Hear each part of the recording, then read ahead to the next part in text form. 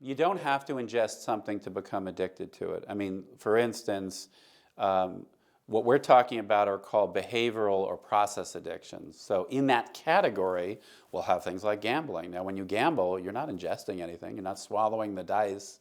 But we certainly know gambling addiction works, and gambling addiction exists because we treat it and we've seen it.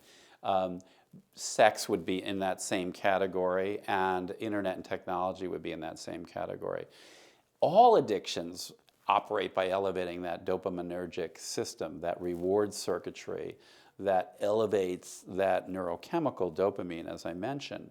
So in a sense, all addictions are the same. Now, I'm not saying that heroin addiction and technology addiction are in the same class. I think they operate with similar mechanisms of action with regard to the addictive process.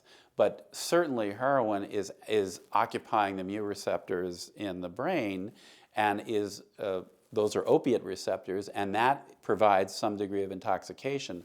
But the secondary gain of that makes that addiction possible is that same reward circuitry in that limbic system, that dopamine reward circuitry. So yes, ingesting substances do alter mood and consciousness, but all of that addictive process and reward process has to do with that reward circuitry in the brain.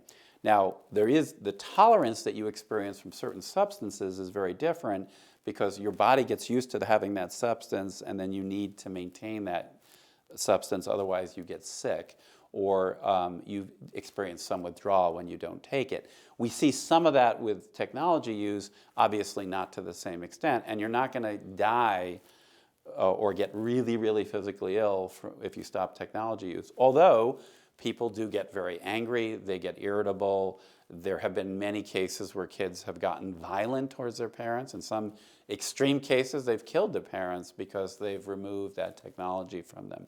But by no means is that the standard. So I want to make it clear that drug and alcohol addiction is still, although there's similarities in terms of their relationship neurobiologically, there are differences. And I don't know that technology addiction is as much life or death as certainly heroin or other drugs are. And I don't want to make that mistake. However, I see tremendous disruption in people's lives from technology addiction, mostly in the form of broken relationships, work dysfunction, huge problems with academic behavior and academic performance, and then in many cases legal problems because people are doing things online that are illegal and that get them into trouble, particularly in the areas of sex.